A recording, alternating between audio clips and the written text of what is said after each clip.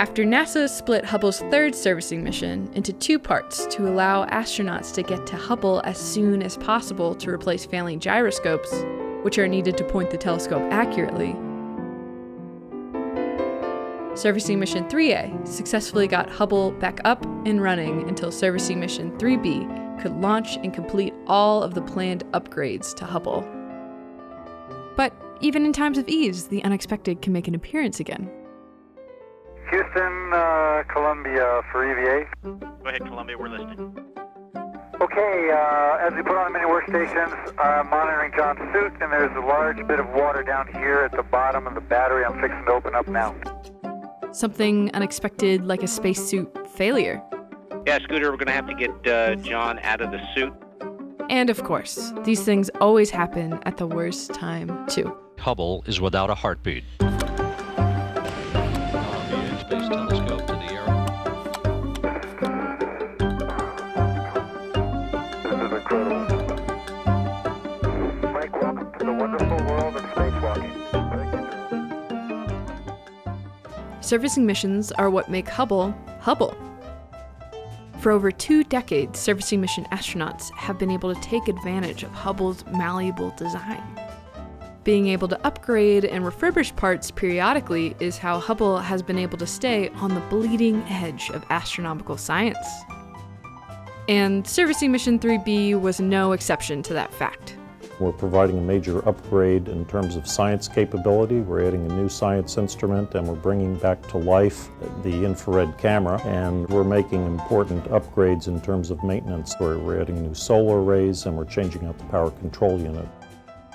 40% of the highest impact subjects that Hubble has highest impact results that Hubble has achieved were totally unexpected before Hubble was launched. And I expect that 5 or 7 years from now, Hubble will be working on subjects that we can't anticipate today. We don't even know how to ask the questions today. And with the anticipation of those unknown discoveries building, Servicing Mission 3B was scheduled to launch in the spring of 2002, ready to make its mark on the stars.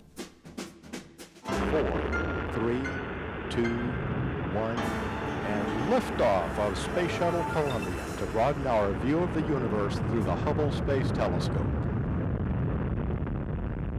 Houston now controlling the flight of Columbia, the Pioneer shuttle headed for the Hubble Space Telescope.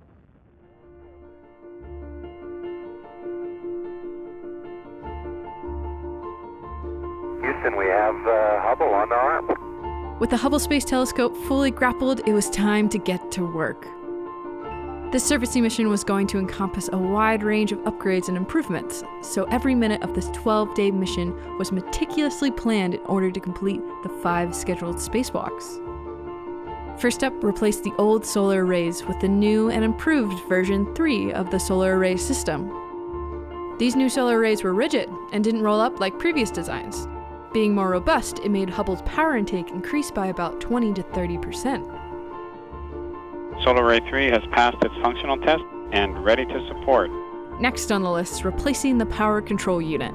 This is Hubble's power switching station, responsible for distributing all the electricity generated by the arrays and batteries and sending it to the other parts of the telescope.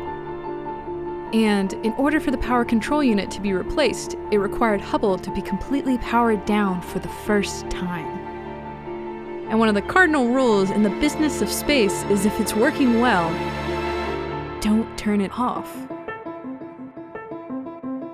During the systematic shutdown process, astronauts John Grunsfeld and Linnehan were suiting up to tackle the next spacewalk.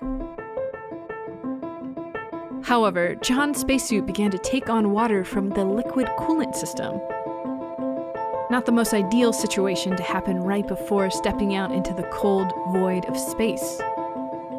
With only a certain amount of time to react, since parts of Hubble were already shut down, Grunsfeld's crewmates quickly resized another spacesuit in order to get the spacewalker out in time before the whole spacewalk had to be canceled. And a late but hopefully powerful start. With things back on track, the heart of Hubble, the power control unit, was successfully changed out after a meticulous 7-hour spacewalk.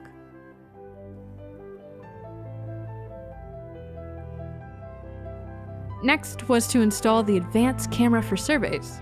This camera would allow Hubble to capture wider vistas of the universe at a higher resolution than ever before, allowing us to study weather patterns on other planets and understand how the universe evolved. And finally, the astronauts of Servicing Mission 3B were able to bring one of Hubble's most critical instruments, called NICMOS, back to life after it had been dormant for 2 years. They achieved this by installing a cryocooler for its infrared detectors, once again unleashing Hubble's power to peer into the invisible infrared universe.